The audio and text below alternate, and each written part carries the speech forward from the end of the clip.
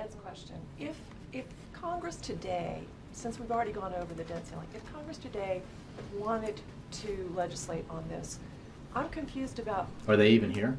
I'm just saying, in a hypothetical perfect world, if they were going to do this today, I'm not sure I understand whether the president has signaled how long a duration he's seeking, what dollar amount for the debt ceiling.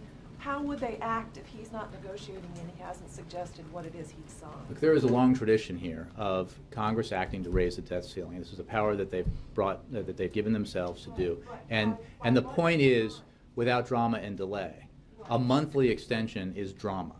Okay, Congress should simply do its job. It should not. We're not going to negotiate over extending the debt ceiling. But is the president saying he's willing to revisit this within a year? Would he like 5 years? I mean, what is he saying? I think the president made clear the other day that he would happily take on the responsibility himself if Congress can't handle it. So the fact is, Congress should simply extend the debt ceiling and do so in a manner that causes no concern to the economy and to global markets, that does not in any way suggest that Washington is about to engage in another process that results in a self-inflicted wound to the economy. So, it's sort of a moot point because it should just be extended in a way that does not raise concern about whether or not the United States of America pays its bills.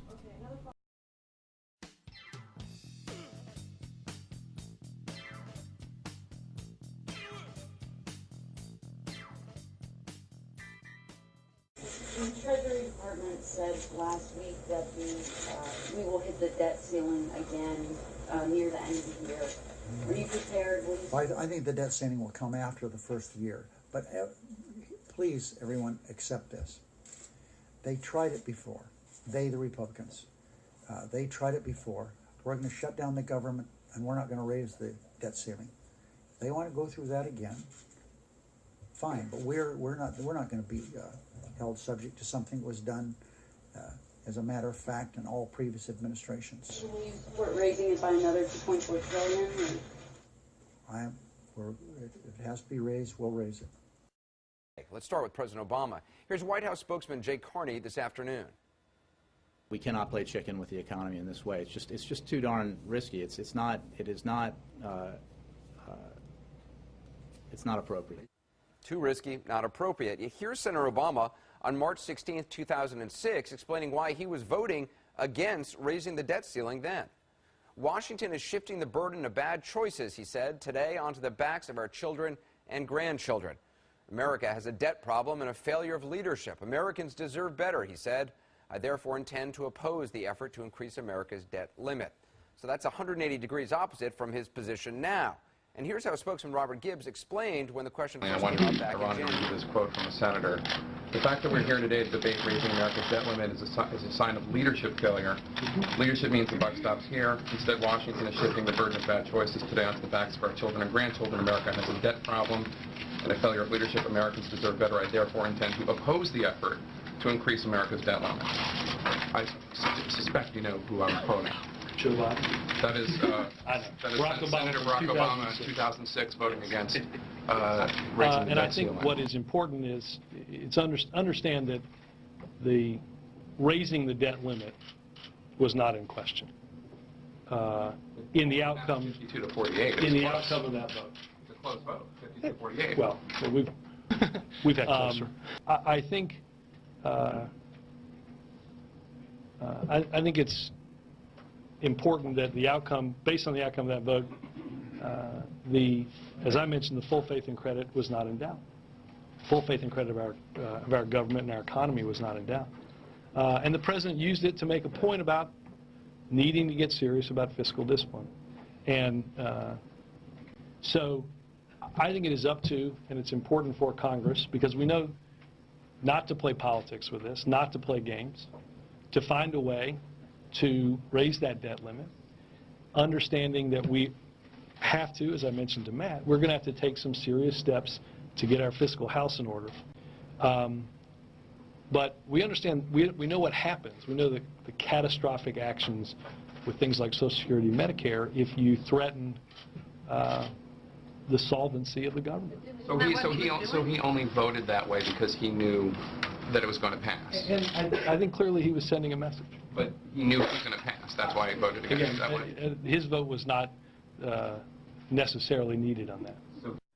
The problem is that the way Bush has done it over the last 8 years is to take out a credit card from the Bank of China in the name of our children, driving up our national debt from $5 trillion for the first 42 presidents. Number 43 added $4 trillion by his lonesome, so that we now have over $9 trillion of debt that we are going to have to pay back. $30,000 for every man, woman, and child.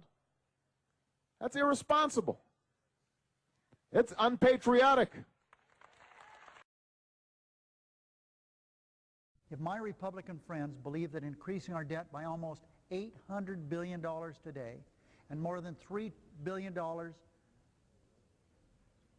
trillion over the last 5 years is the right thing to do, they should be upfront about it. They should explain why they think that more debt is good for our economy. How can the Republican majority in this Congress explain to their constituents that trillions of dollars of new debt is good for our economy? How can they explain that they think it's fair to force our children, our grandchildren, our great-grandchildren to finance this debt through higher taxes? That's what it'll have to be. Why is it right to increase our nation's dependence on foreign creditors? They should explain this. Maybe they can convince the public they're right. I doubt it. Because most Americans know that increasing debt is the last thing we should be doing. After all, I repeat, the baby boomers are about to retire. Under the circumstances, any credible economist would tell you we should be reducing debt, not increasing it. Democrats won't be making arguments to support this legislation, which will weaken our country. Weaken our country. We're being asked to do what shouldn't be asked of us, to increase the debt to almost $9 trillion.